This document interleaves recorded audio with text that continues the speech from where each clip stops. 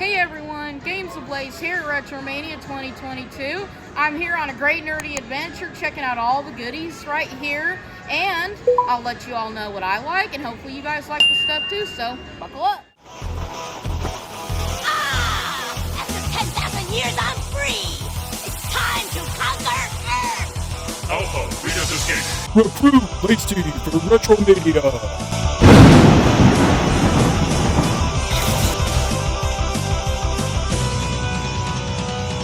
Go, go, Lacey! Go, go, Lacey! Go, go, Lacey! At Retromania Lacey! Checking out all the figures on this table. Really got my eye on this Alpine Austina right here, so I think I'm gonna go ahead and get her. They have a really nice selection of all these ones here too, so yeah, now you all know I love anime, so definitely gonna go with one of these before I leave here. And also checking out some retro games and some Pokemon plushies and posters. Yeah, I'm definitely gonna get at least one or two of these because these are awesome, and I think they'd be the perfect addition to the collection of any collector in general. Yeah, these magnets are really cool, quite like these. I actually already picked up a few of them, and I really love these designs. Frankly, they should sell these everywhere. And over here, got some comics, so might get a few of these. I'm not sure, but they do look cool. Oh, plushies and figures too. Just everything right here is just a nerd haven. It's awesome. Hey everyone, day 2 over here at Retromania. Really love these backpacks over here. These are really freaking cool. I actually have a Chippendale Rescue Rangers one, and love to be able to add at least one more of these to the collection. So many great designs, and look, a couple of dolls to say hi to. Yeah, check out all this nostalgic goodness right here. Gosh, that's so freaking cool. Yeah, some of these toys, I might have to actually get some of these sometime soon. That's really awesome. Love these. About ready to see the Red Ranger himself, Austin Scott, to a panel. Morphin time! Rhinosaurus! Mighty Morphin Power Range! Morphin time! Gold Ranger power!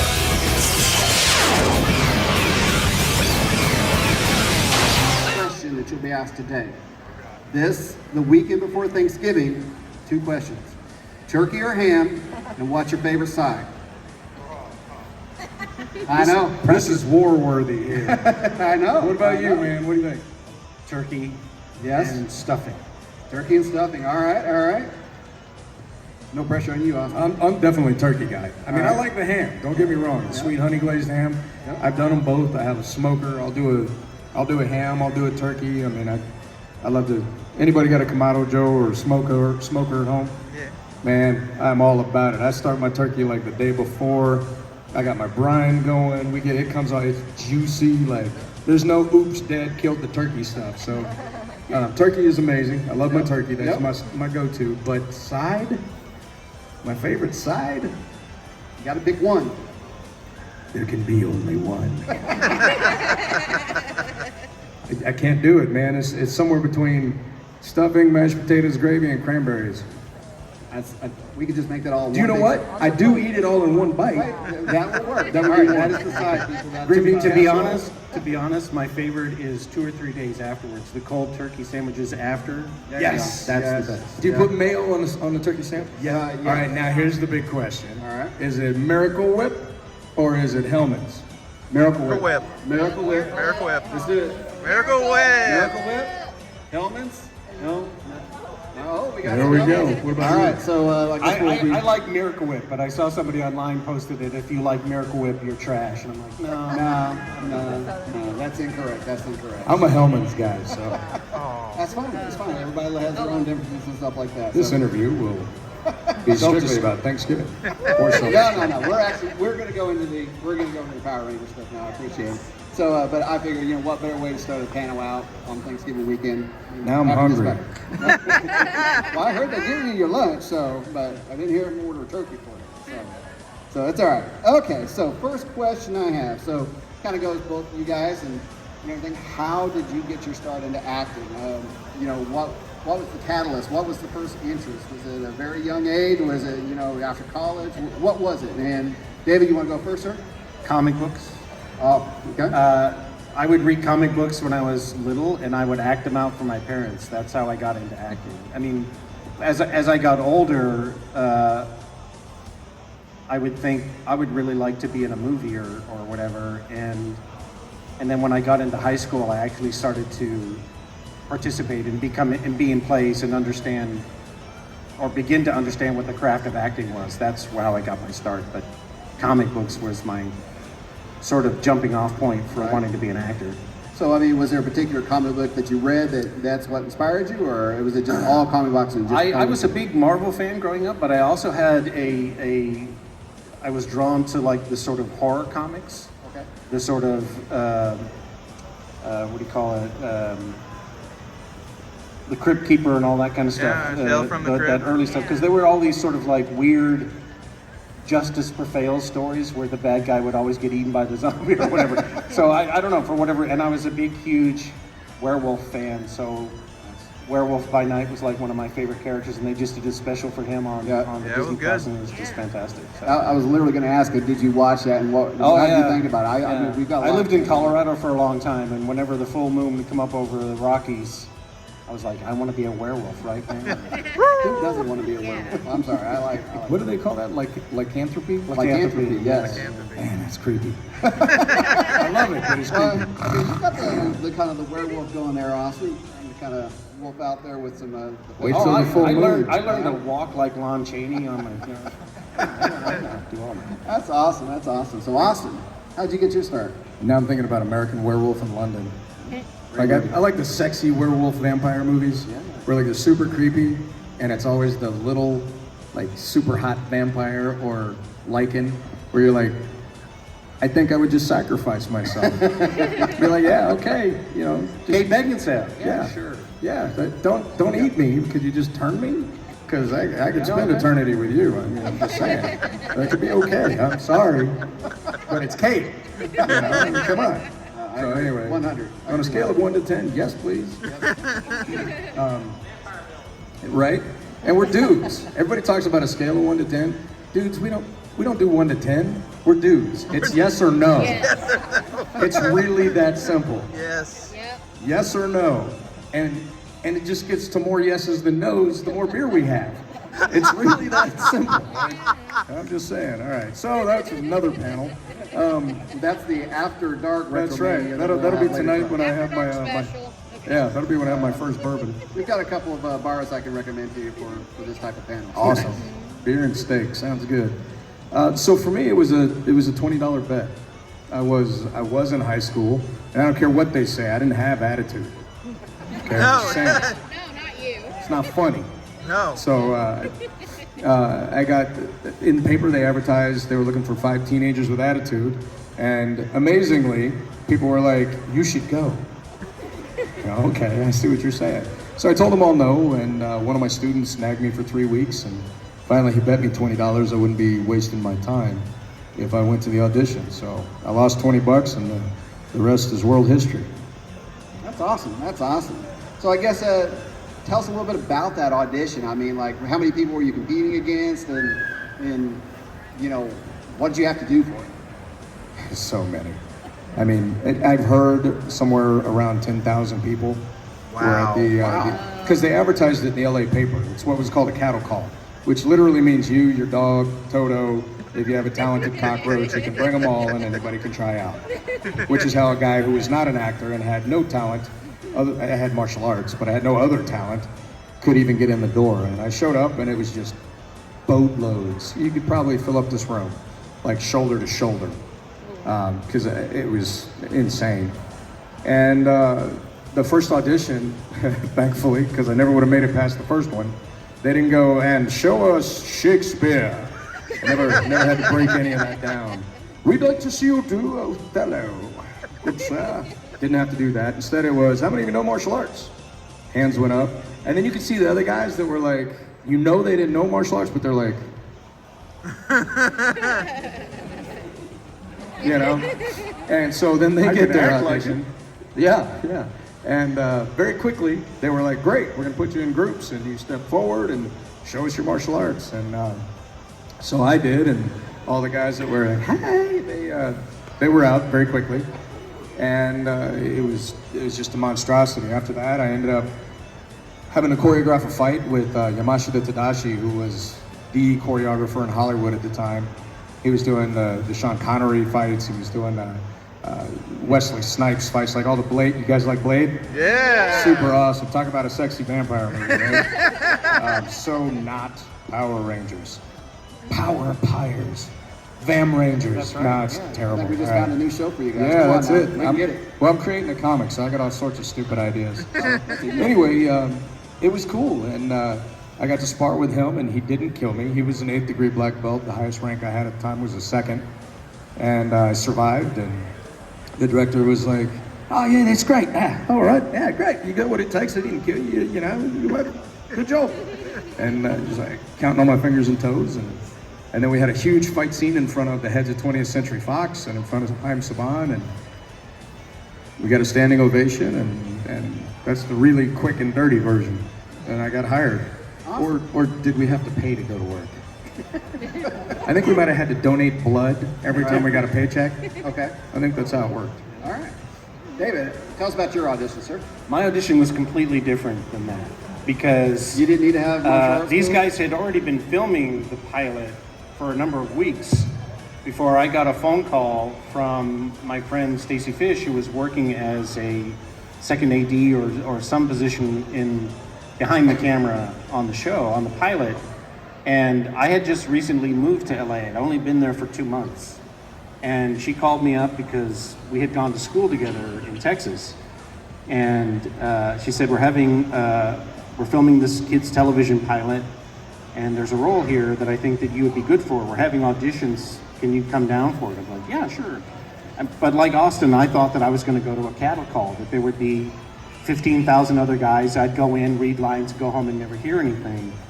But when I got down there that day, it was just me and another guy. And they said, we're casting it tonight and filming it next week. Are you available? I was like, yeah, of course I'm available. And he went in first and was in there for about 20, 25 minutes. And then I was brought in, met the cast, met the director, met the heads of the studio, and they had me stand up on a table and I did the lines, and Austin turned to everybody and said, well, I think we found our Zoltar. And 2 hours later, I got a phone call saying, congratulations, you've been cast. And that's how I got it. And it was Zoltar, it wasn't Zordon. It was Zoltar, yeah. And Jason was Victor originally, not Jason. Yeah. Oh, interesting. And yeah, when Stacy called me up, she said the pilot was called Dino Rangers. And that first pilot that we shot, it was completely different from the one that aired. Well, I mean, it was similar, but they cut out the bowling alley scene, and Zoltar didn't look like a big glob of Jello or whatever, but yeah. So I guess when you did the read for it, I mean, did you get any information of how to read for it? I mean, did you just come in? I mean, I remember the show and you just had a very large, present voice right there. Is that how you auditioned for it, or did you? Basically, because they told me, it said, you're a 10,000 wizard trapped in a time warp. Go. I was like, oh, okay. I'm not Doctor Who. But because I had grown up watching shows like Ultraman and Godzilla and the Battle of the Planets cartoon that was shown on the television, I was very familiar with this sort of mashup of Japanese culture mashing together with American dubbed footage and stuff. So I was like, oh, okay, I get that. And when the other gentleman went to his corner of the room to sort of read over the lines, he went in a completely different route. He decided to make his Zoltar much more of a crazy mad scientist kind of, Rangers, welcome to the command center, man. He sucked. He sucked. And I was thinking to myself, that's not really the kind of thing that I would look for in a mentor figure. And the image that popped into my head was, I caught his tone and I was like, I need to do something different and I need to go opposite. So I kept thinking about Zeus up on the mountain, Mount Olympus, how he would speak to, normal people or whatever. And so that's what I went into the room with. I went in with that very sort of deep bass, commanding, teleport to the command center type stuff. And that's what I guess got me the part. So. That's awesome. That's awesome. So Austin, looked like you had a comment there for a second. You got anything to add? I was sitting there thinking, I remember the other guy, and he had this nasally, high-pitched, just, no. No. And then, I'm Is that somewhere sorry. you could take orders from or No. direction from? No, I mean, come on. Hey guys, could you, I'm gonna need you at the top, what was it again? Oh, that command thingy. I'm gonna need you there with the little robot guy, but it's actually a girl, but it's actually a he, she. So I'm gonna need you there, and I'm gonna need you to talk to all down. And then you're gonna go save stuff, and could you put on the spandex? I'm gonna need a little bit different. Ooh, just tilt the belts right there. Oh yeah, let it hang, give it some sachet. Right off the hip. Let the pistola, is that what we're calling it? The pistola, the taser thingy? Could you just do something with that? Just like, ow, I mean, could you no, come on. That would have been a whole nother show. So it's just, thank God, And could you imagine if Jason had been Victor? It's like, as Power Rangers turns, oye, Kimberly, dígame, ¿qué pasó? I want to let you know that when you look at me like that in the lights. It would have been like Casa de Mi Padre, right? That's right. He's making your Tyrannosaurus and my pterodactyl. We're gonna have to meet later. I mean, I got that back because I'm so excited. Too much smolder. Too much smolder. Or 3 o'clock in the afternoon show. All right, I'm gonna go on with stupid stuff. Just shut me down. It's okay. No, we're not shutting this down. We're going to keep it going and everything. So I mean, the range and everything. So I mean, all right. So what's your fondest memory about the show? I mean, I know you got to have probably several of them, but again, Dave, we'll start with you. Well, I mean, the biggest memory I have is that was the first and only really television-based job that I got while I was in LA. That anybody saw or knew anything about. But I think my fondest and biggest memory of the show is being in a friend's house when the show premiered and seeing my name on the screen and thinking, okay, that's pretty cool. So yeah. That's cool. That is really cool. So I mean, do you get asked a lot to say the lines and stuff when it Oh yeah, or people, from family members and friends? Yeah, I mean, people always love to take a trip down nostalgia lane and hear the voice of their childhood. So I'm very happy to always do it for folks. Yeah. So we ask right now for him to do one of the lines. Yeah. Let's do it. Give it to us. What are your best lines? And may the power protect you. Woo! Let's hear it. Yeah. So Austin, what's one of your fondest memories? For me, it was, I was a 17-year-old boy. I signed a contract that had me post-dated 1 week till I turned 18 because I didn't have a parent or a guardian or an agent. I had no legal representation. So that's kind of one of those I look back on now and I'm like, wow, that's terrible, but I can laugh about it. But I think really, the whole start of that for me, I was 18 by the time I made set. I was 18 and I was trying to figure out what it was to be a man. Not that in my mind today, any 18-year-old boy is even remotely a man. But in other countries, they're men by 12. So I think most American boys are not men yet. And I had no idea what it was to be a superhero, so I modeled Jason after my mom and dad. Dad was a Marine, he was an officer and a gentleman, soft-spoken, but lifetime martial artist. He carried a real big stick. And he was all of 5'9", but I've seen him put 6'5" guys in a hurt real quick. My mom was first female police officer either in the entire state of New Mexico or in Roswell, New Mexico in the 70s when women didn't belong. That wasn't a job where women were even, it was taboo. That was the Susan B. Anthony era of law enforcement. Women just didn't. And she fought the chief of police, the training captains, made it through training. And then her first operation out, they took her gun and her badge, put her in a dress because she was hot, She was the one that taught me how to lift weights. That was my mom at 12. My dad taught me how to fight. My mom taught me how to lift weights. So all those abs and the biceptuses, that was my mom. And she was awesome, powerful woman, strong woman. She still is. And they sent her into this, Latino bar to go find these drug lords, and they were trying to get her killed. And they fell in love with her and gave her all the information on the other rival drug lords, which she then brought back, and they were like, now we got to promote you and like give you an award and crap, So she just, these were the type of characters that I had to. My grandfather was an Army bomber pilot. Average bomber pilot, World War II, lasted 3 missions. He flew 23. So it was just walk softly, carry a big stick. That was how I modeled Jason. But I didn't know how to be a man. I didn't know what it was to be a superhero, and I had minimal experience being a leader. And so it was just, my learning curve was straight up. It was a lot. That's awesome. Eyes open. I mean, goes to show you right there, women can do it better. So there you go. It's a good story. Good story. So with that, I mean, you kind of brought in, learning to become a superhero on the show and everything like that.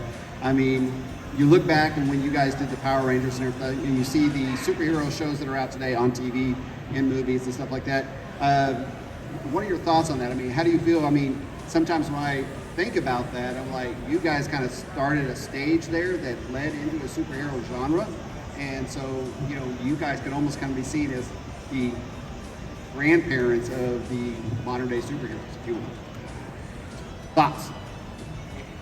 Yeah, I mean, when you look at the genre of what we consider to be superhuman, that's something that we've been telling those stories to each other since the beginning.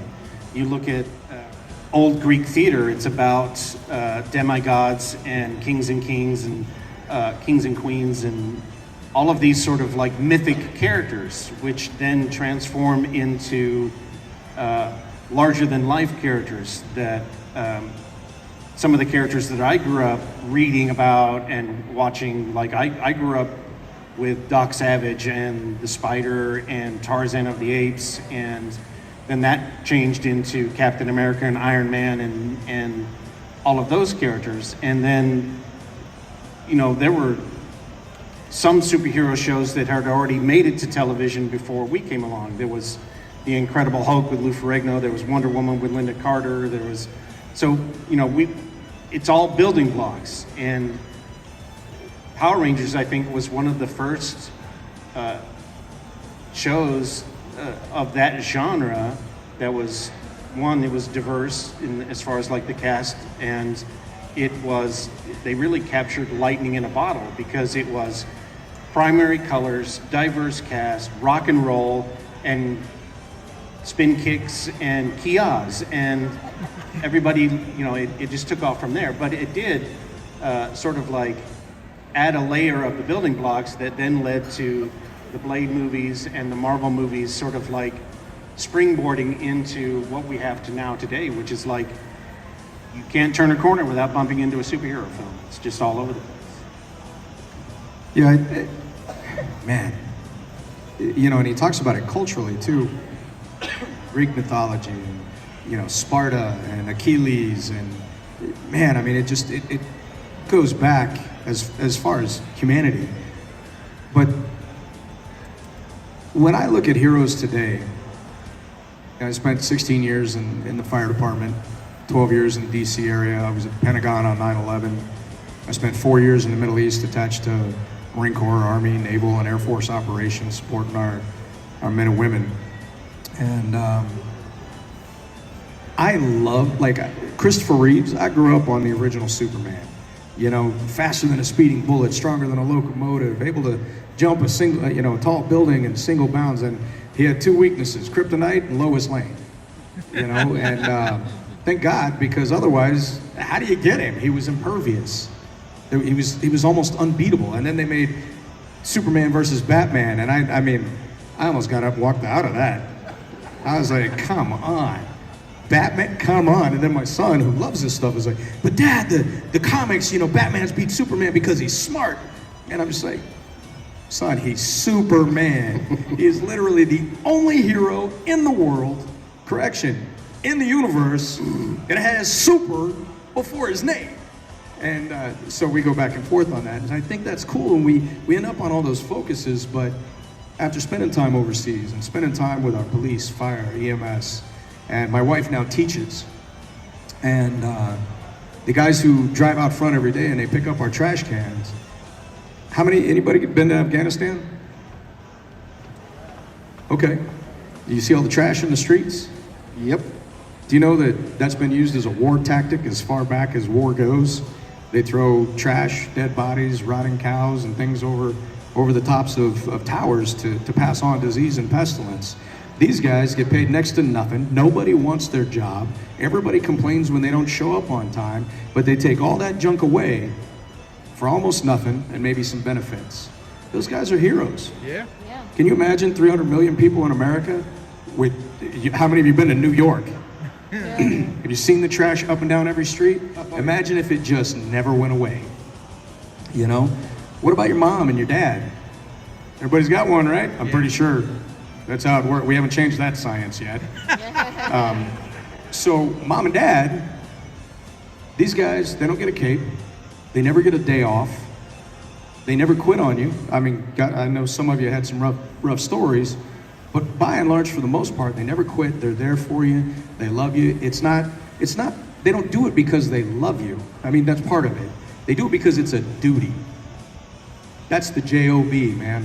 When I signed up to have babies, I didn't just sign up to love my babies. I signed up to make sure they had things I never did.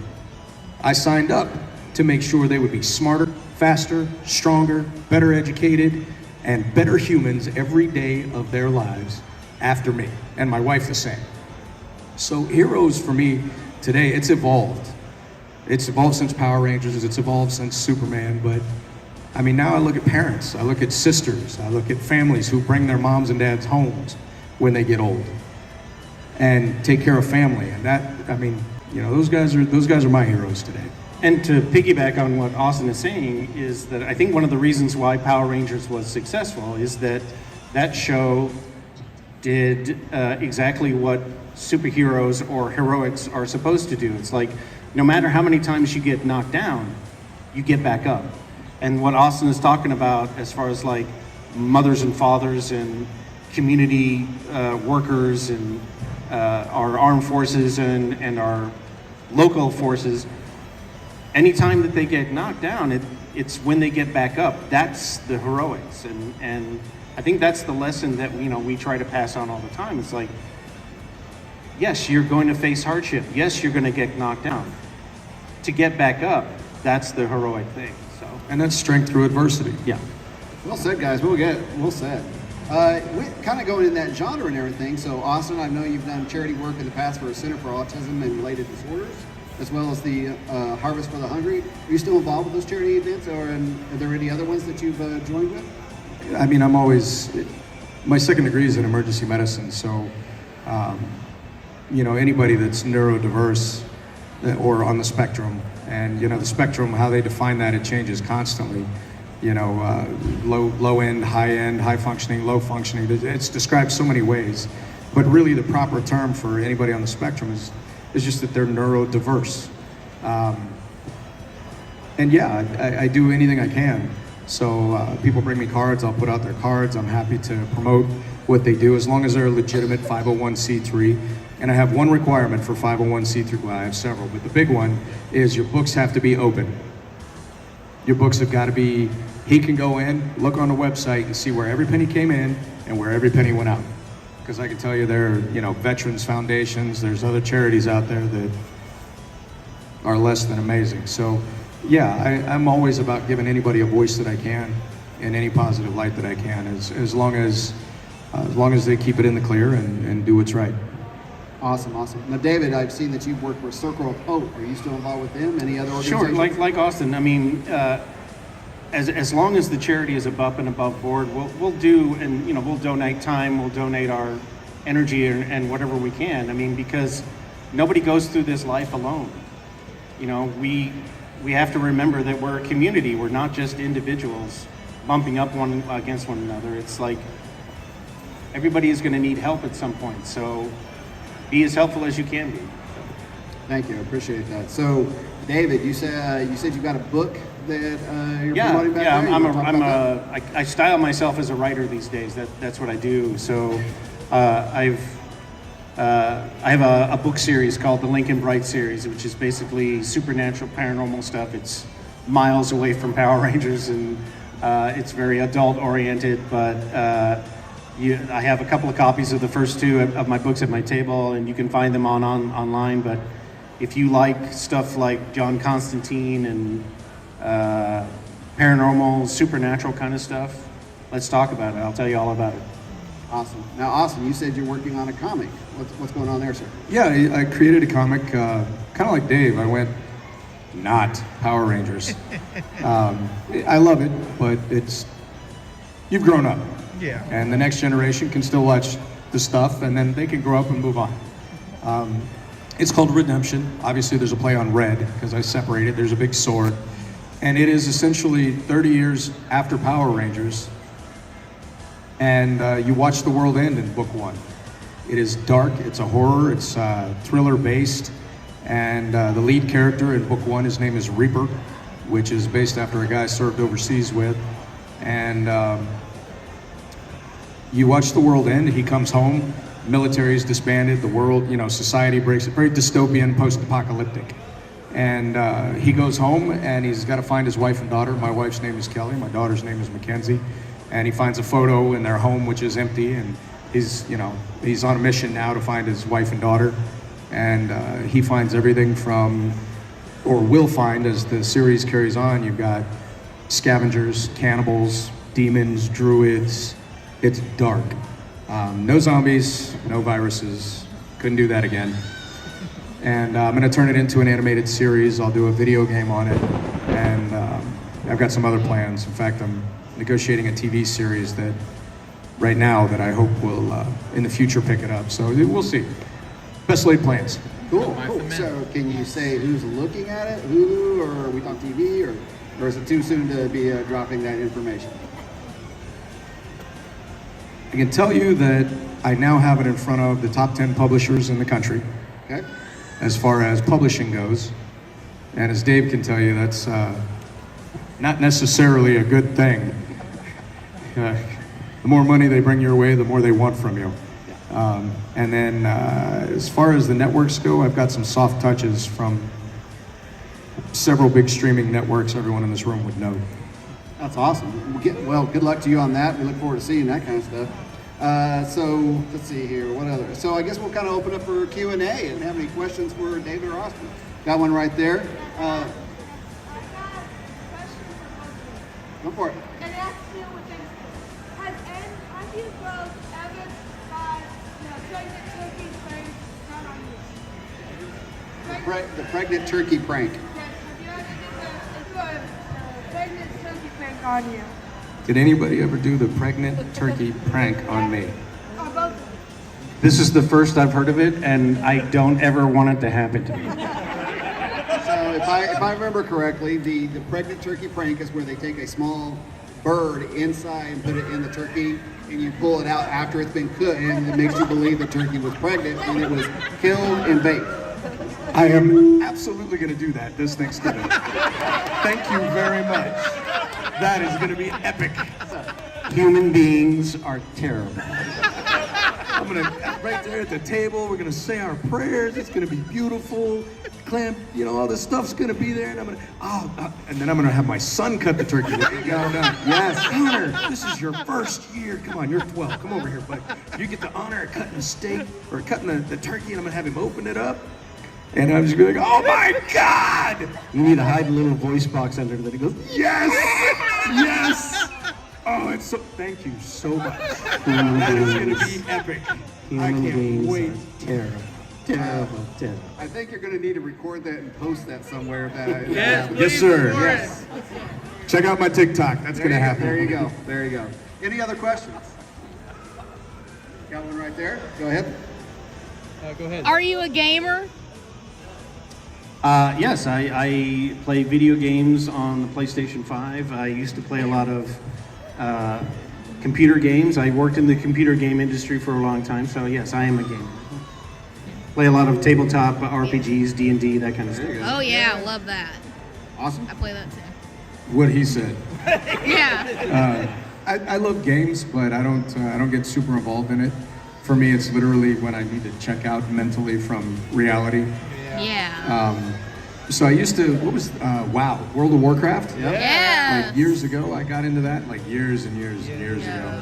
And then I realized I'd, wake up in the morning, sit down at 9, I'm like, oh, my day off, cup of coffee, play some WoW, and then I look up and the sun's down, I'm like, this has got to stop. I am going to be that 30-year-old guy in mom's basement playing video games. Can't do that. My God. So, but I got a couple on my cell phone I like. Yeah. I couldn't tell you what they were called. Mobile games are great too. Yeah. Any other questions? Go, sir. Then we'll get to you, sir. Could I do my Alpha 5 impression? Aye, Rangers! Rangers! Calm down, Alpha. It's Rita. She's escaped. Rangers! That's awesome. Sir, you Zordon, what should we do? Put on your underwear on your whole body and go beat them up. There you go. Call Domino's. We need a pizza. That's right. The actors always act like families in the TV shows. How about Offset? How do you guys act with each other? I was never on set with them, so unfortunately I have no information to add to that. I think 99% of us are all pretty close. We operate without ego. We get together quite a lot. I was just talking with Walter yesterday. He's got his 56th birthday coming up right now. And I was like, what are you doing? Oh, I'm dating this girl. I think she's got plans. And, Walter's always dating a girl, so. Good for, 56, he is busy. So he's just, I think most of us are pretty close. There's some who are who they are and they choose to be a little more standoffish, and that's cool. Nobody says you gotta be one way or another, but I think for the most part, Power Morphicon, we've had plenty of dinners where it's just huge groups and we go have beers and eat terrible things we should never eat and tell stories, it's kind of cool. Awesome. We've got a couple more minutes here. Any last questions? We got one right here. Go ahead. The worst scene you ever filmed? What's the worst scene you ever filmed? Your one scene was kind of... Yeah, I only filmed one time, and the entire crew and the director they had the flu, they were sick, so they were like 50 feet away. All of these guys were in shadow because the lights were shining in my face. That was it. I would have loved to have been on set with these guys more. These poor guys were at the command center every day looking at a tennis ball and listening to some PA going, Power Rangers, if you would come to the command center. They didn't get like the full Zordon experience or whatever, but So they dubbed your voice after filming and everything? So yeah, I would go in like every 5 or 6 weeks and my voice would get added to the episodes that were completed. So, yeah. Oh wow, so awesome. How'd that work for you knowing? Well, he's leaving out some of the gory details. All right, we'll get what was the worst thing? They literally stuck him in a table. And I don't know why, but I really want to do this like a mafia thing. So this is what you did. You did this to our family, okay. You know what I'm gonna do to you? Here's what I'm gonna do to you, okay? I'm gonna take you, I'm gonna shave your head, okay? And your shoulders and your back, if you got hair there, I'm gonna shave that too, okay? When I get it all shaved, one hair at a time, no, let's just pluck them. We're just gonna pluck them, all right? But for him, they shaved him. So once we get all the hair done, then what should we do, Benny? We should paint his head blue. His whole head. Let's paint his head, his shoulders. Let's make it blue. How about that? Does that sound good? Yeah, Benny, I like that. Let's paint his head blue, and then let's stick him in a table and make him talk. These guys always get asked, did you take anything from set? And I always have to answer, no, I left my hair. So I think for me, I learned a very important rule. on the pilot because everything was a lesson for me on that day. Rule number 1, if you don't want it to be on camera or microphone, just don't do it where there are cameras and microphones. Because people will be like, oh yeah, the microphone's off.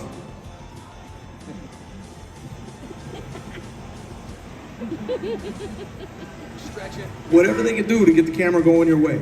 And then the camera, that's not gonna be on. What do you, oh no, I'm just talking to you. Yeah, we're just talking, no, that's not on?